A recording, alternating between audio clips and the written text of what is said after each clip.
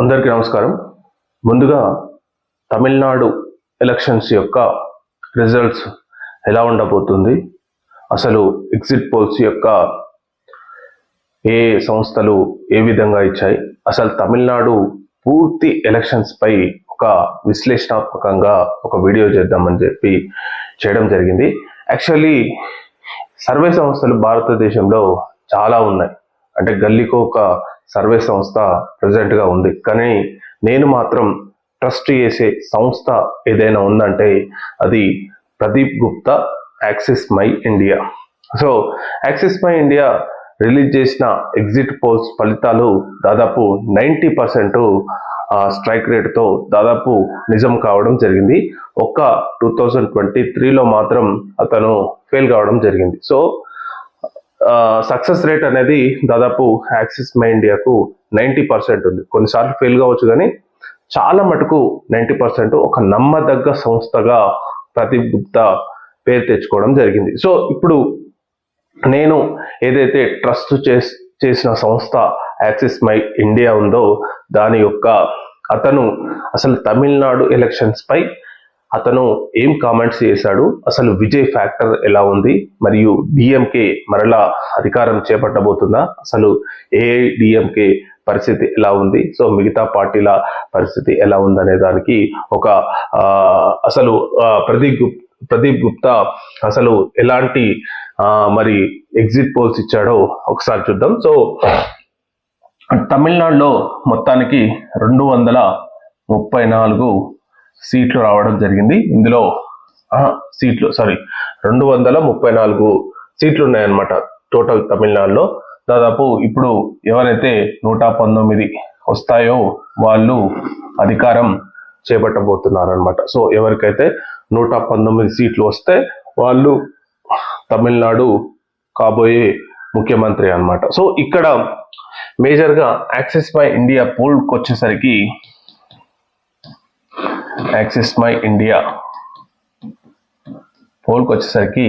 అనూహ్యంగా తమిళ super star విజయ్కి చెందిన తమిళిగ వెట్రిగ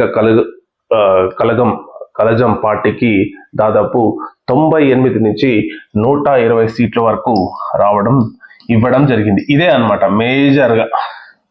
సో మిగతా డిఎంకే కూడా ఆల్మోస్ట్ 90 నుంచి ఒక 110 సీట్లు డిఎంకేకు ఇవ్వడం జరిగింది అనమాట. సో ఇక్కడ మనం అందరినీ ఆశ్చర్యపరిచేది ఏంటంటే ఏ పోల్ సంస్థ కానీ ఎలాంటి సర్వే సంస్థ కానీ ఇలాంటి నెంబర్స్ తమిళనాడు ఎలక్షన్స్ పై ముఖ్యంగా విజయ్ పార్టీకి ఇవ్వలేదు అనమాట. So only axis my India మాత్రమే ఇలాంటి ప్రెడిక్షన్ ఇవ్వడం జరిగింది. సో అతను అనామకంగా ఇచ్చాడంటే లేదు, అతను చాలా కాన్ఫిడెంట్ గా చాలా ఇంటర్వ్యూస్ కూడా నేషనల్ న్యూస్ ఛానల్స్ కు చాలా ఇంటర్వ్యూస్ కూడా ఇవ్వడం జరిగింది. సో అతను మేజర్గా నేను ఎందుకు ఇలా ఇచ్చాను, అసలు తమిళనాడులో ఎలా విజయ్కు ప్రిడిక్షన్ ఇలా వచ్చిందని చెప్పి ఆయన క్లారిటీగా ఇవ్వడం జరిగింది. మేజర్గా అతను చెప్పిన విషయాలను పరిగణలోకి తీసుకుంటే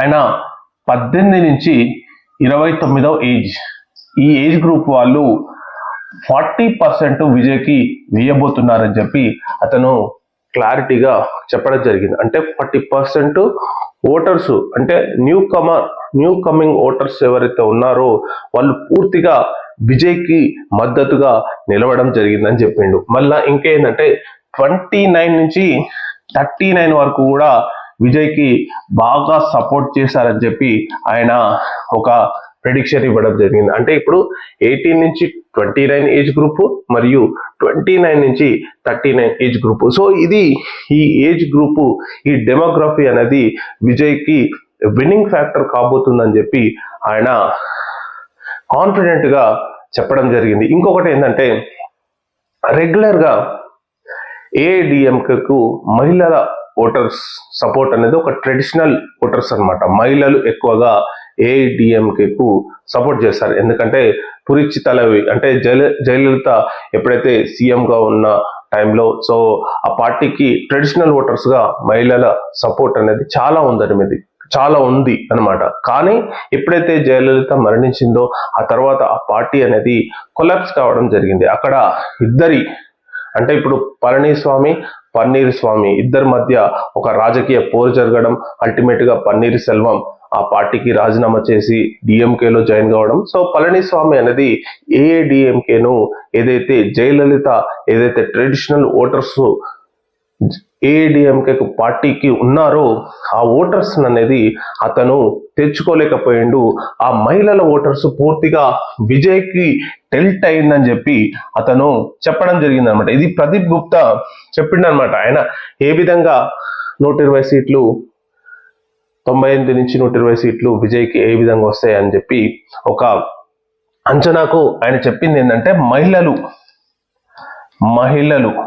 మహిళలు ఓట్లు మొత్తం ఎక్కువగా అంటే ఏదైతే ట్రెడిషనల్ గా ఓటర్స్ ఉన్నారో ఏఐడిఎంకేకు వాళ్ళు టువర్డ్స్ టీవీకేకు షిఫ్ట్ కావడం జరిగింది. ఎందుకంటే వాళ్ళకి ఏంటంటే ఏఐడిఎంకే కొలాప్స్ అయ్యిందని చెప్పి వాళ్ళు అంచనాకు రావడం జరిగింది. ఎందుకంటే అక్కడ బీజేపీతో పొత్తు పెట్టుకోవడం, సో బీజేపీ అండర్లో ఈ ఏఐడిఎంకే పార్టీ నడుస్తుందని చెప్పి అక్కడున్న కార్యకర్తలే వాళ్ళు అనుకున్న తరుణంలో ఆ పార్టీని అనేది వాళ్ళు అంతగా ఓన్ చేసుకోలేక దాన్ని కొంత వాళ్ళు ఏదైతే ట్రెడిషనల్ ఓటర్స్ ఉన్నారో వాళ్ళు టీవీకే పార్టీకి అండగా నిలిచారని చెప్పి ప్రదీప్ గుప్తా ఏదైతే యాక్సిస్ మై ఇండియా సిఇఓ అదే చైర్మన్ ఉండో అతను చెప్పడం జరిగింది అనమాట. ఆ తర్వాత ఇంకోటి ఏంటంటే అతను అర్బన్ అండ్ రూరల్ రెండు డిసైడ్ కావడం జరిగింది అనమాట. సో అర్బన్ లో విజయ్ ఫ్యాక్టర్ అనేది ఇంకా చాలా ఉంది. ఇదేంటంటే అర్బన్ లో అతను ఎంతో విజయ్కి చాలా ఇమేజ్ ఉంది. సో అందులో ఓట్లు కూడా రాబోతున్నాయని చెప్పి యాక్సిస్ మై ఇండియా కాదు చాలా సంస్థలు కూడా అంచనా వేయడం జరిగింది. ఎందుకంటే విజయ్కి ఏమైనా సీట్లు వస్తే అది కేవలం అర్బన్ లోనే వస్తాయి. సో అర్బన్ లో కొంత ఫిలిం యాక్టర్ విజయ్ కి చాలా ఒక ఇమేజ్ ఉంది. సో ఆ ఇమేజ్ అనేది పాపులారిటీ అనేది ఓట్స్ గా కన్వర్ట్ అయింది అని చెప్పి చాలా మంది ఎగ్జిట్ పోల్స్ అంచనా వేయడం జరిగింది. ఇది కూడా విజయ్ కి ప్లస్ అయింది. సో అర్బన్ లో ఎలా ఉందంటే ఆయన ఒక అంచనా వేయడం జరిగింది గ్రేటర్ చెన్నై. సో గ్రేటర్ చెన్నైలో ఏదైతే సీట్లు ఉన్నాయో ఈవెన్ అతను ఒక ప్రిడిక్షన్ చెప్పిండు ఏంటంటే స్టాలిన్ అండ్ ఉదయనిధి స్టాలిన్ సో వీళ్ళు కూడా టైట్ గా గెలుస్తున్నారు అని చెప్పిండు. అయితే ఓడిపోవడం అని చెప్పట్లేదు కానీ టైట్ గా టఫ్ గా గెలవబోతున్నారు. అంటే మిగతా వాళ్ళ పరిస్థితి ఎలా ఉందో మనం అర్థం చేసుకోవచ్చు. అంటే అతను చెప్పింది ఏంటంటే అర్బన్ లో స్వీప్ చేయొచ్చు టీవీకే పార్టీ అని చెప్పి ఈయన అంచనా వేయడం జరిగింది అనమాట. ఇక్కడ ఇంకొకటి ఏంటంటే రూరల్. సో రూరల్ గా ఎప్పుడైతే విజయ్ పార్టీకి రూరల్లో చాలా తక్కువ ఉంది అని చెప్పి చాలా మంది అంచనా వేయడం జరిగింది. కానీ అనూహ్యంగా ఒక 2-3 వీక్స్ ఎలక్షన్స్ కు 2-3 వీక్స్ ముందు చాలా చేంజెస్ జరిగాయి అని చెప్పి ఇక్కడ ప్రదీప్ గుప్తా అంచనా వేయడం జరిగింది. ఒకటేంటంటే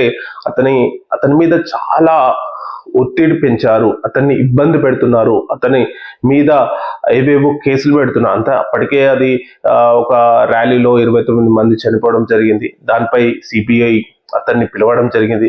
ఆ తర్వాత జననాయకన్ సినిమాను ఆపడం జరిగింది. ఆ తర్వాత ఫ్యామిలీ ఇష్యూస్ అంటే ఒక ఫ్యామిలీ ఇష్యూస్ లో కూడా అతను ఇబ్బంది పడడం జరిగింది. సో ఇవన్నీ కావాలనే కొందరు విజయ్ మీద కుట్ర పన్నుతున్నారు అని చెప్పి ఒక సింపతి అనేది రూరల్లో గెయిన్ కావడం జరిగిందని చెప్పి ప్రదీప్ గుప్తా అంచనా వేయడం జరిగింది. అంటే అర్బన్ లో ఆటోమేటిక్ గా విజయ్కి చాలా పాపులారిటీ ఉంది. సో అది రూరల్ కు కూడా స్ప్రెడ్ కావడం జరిగింది. ఏదైతే అతని మీద ఇలాంటి ఇబ్బంది పెడుతున్నారు, విజయ్ని చాలా తొక్కాలని చూస్తున్నారు, కుట్ర పన్నుతున్నారు అని చెప్పి రూరల్ కూడా స్ప్రెడ్ కావడం జరిగింది. ఆ సింపతి గెయిన్ అనేది రూరల్ లో కూడా స్ప్రెడ్ కావడం వల్ల దాదాపు 33% రూరల్ ఓటర్స్ విజయ్కి వేశారని చెప్పి ప్రదీప్ గుప్తా చెప్పడం జరిగింది అనమాట. ఇది ఒక మేజర్ పాయింట్ అనమాట. సో ఇక్కడ మనం చూసినట్టయితే ఇంకోటి కూడా ఆయన చెప్పడం జరిగింది ఏంటంటే ఇప్పుడు నేను ఏజ్ గ్రూప్ చెప్పాను 18 to 29, 29 to 39. సో ఈ ఏజ్ గ్రూప్ వాళ్ళు ఎక్కువగా విజయ్కి వేయడం జరిగింది. సో విజయ్ కి కంపల్సరీ ఈ ఏజ్ గ్రూప్ లో దాదాపు 40% ఓటింగ్ వచ్చిందని చెప్పి చెప్పడం జరిగింది. సో మిగతా ఏజ్ వాళ్ళ గ్రూప్ ఎలా ఉంది? సపోజ్ ఇప్పుడు 40 నుంచి ఇంకా రిమైనింగ్ ఏజ్, సో ఇంకా 80 కానీ 90 కానీ ఇదంతా ఈ ఏజ్ ఎట్లా ఉందని చెప్తే, యాక్చువల్లీ ఏంటంటే ఈ ఓటర్స్ 40 తర్వాత డిఎంకేకు బాగా సపోర్ట్ ఉన్న ఓటర్స్ అని చెప్పి చెప్పడం జరిగింది. కాకపోతే ఇక్కడ జరిగింది ఏంది అని చెప్పి ప్రదీప్ గుప్తా ఏమని చెప్పాడంటే, ఎవరైతే జెడ్ కిడ్స్ ఉన్నారో, అంటే ఇప్పుడు వాళ్ళు 17 ఏజ్ కానీ 18 ఏజ్ కానీ ఇలాంటి ఏజ్ వాళ్ళు ఉన్నారో, ఆ ఏజ్ వాళ్ళు కంపల్సరీ ఈసారి విజయ్కి ఛాన్స్ ఇవ్వాలి, విజయ్కి ఓట్ వేయాలని చెప్పి కన్విన్స్ చేయడం జరిగింది.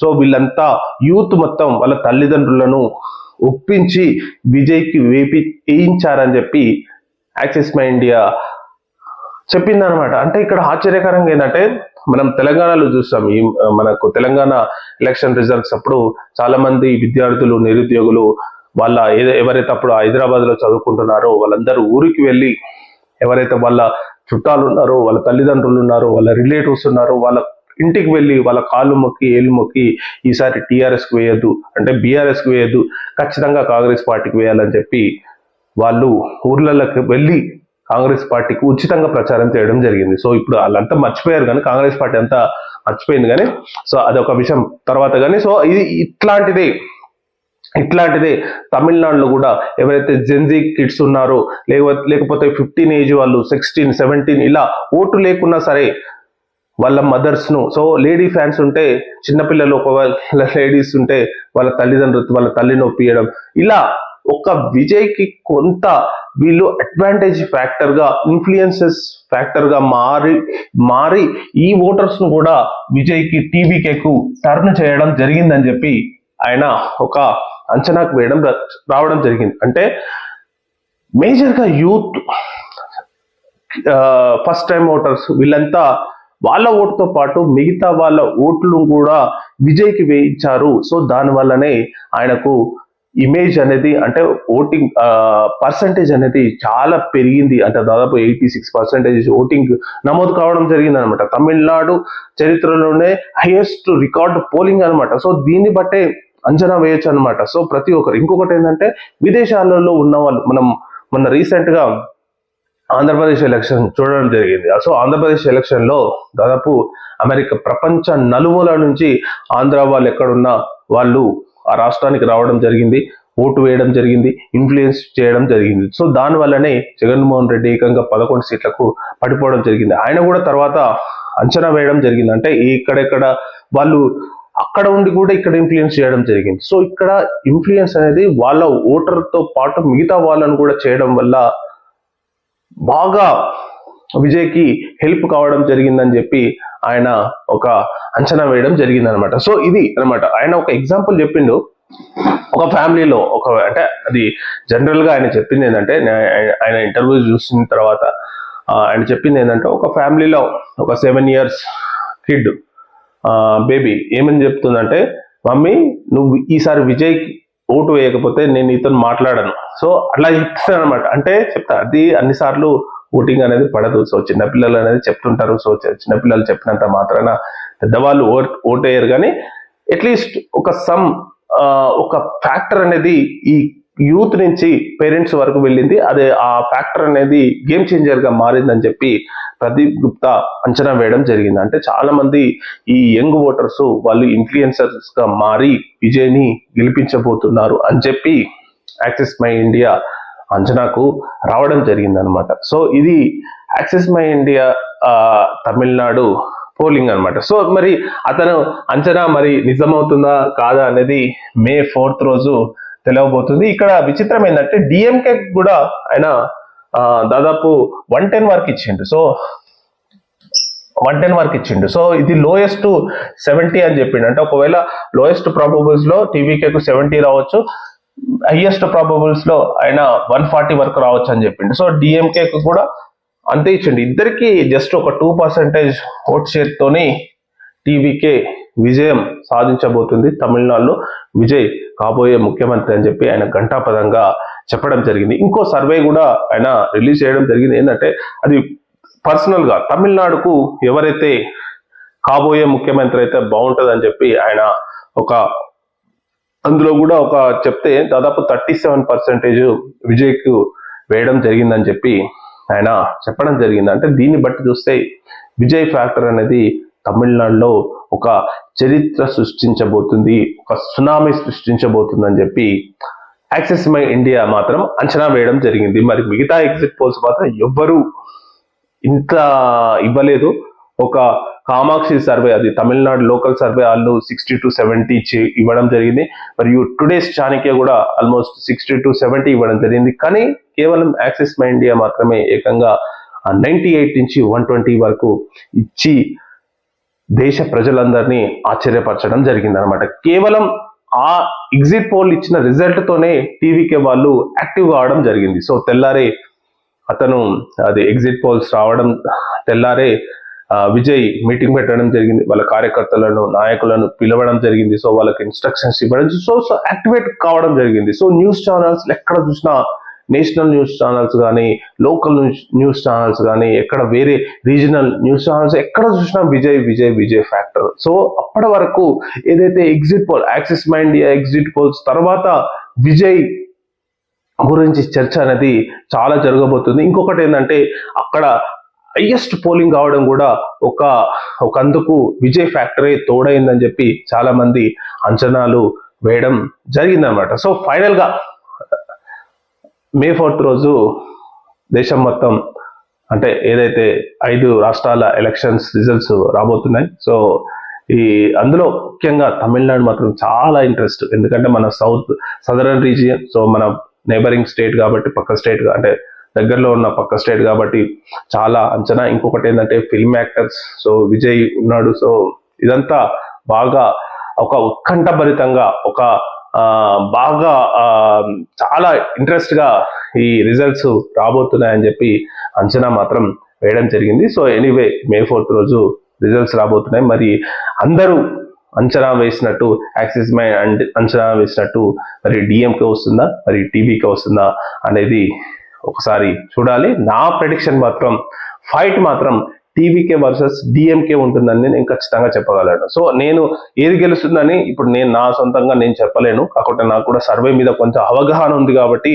నేను ఒక మాత్రం అంచనాకి ఏంటంటే టీవీకే వర్సెస్ డిఎంకే ఉంటుంది. ఇక్కడ ఏఐడిఎంకే కొలాప్స్ కావడం జరిగిందని చెప్పి నేనైతే ఈ ఎలక్షన్స్ ప్రెడిక్షన్స్ మాత్రం అంచనా వేయగలను. So thank you very much.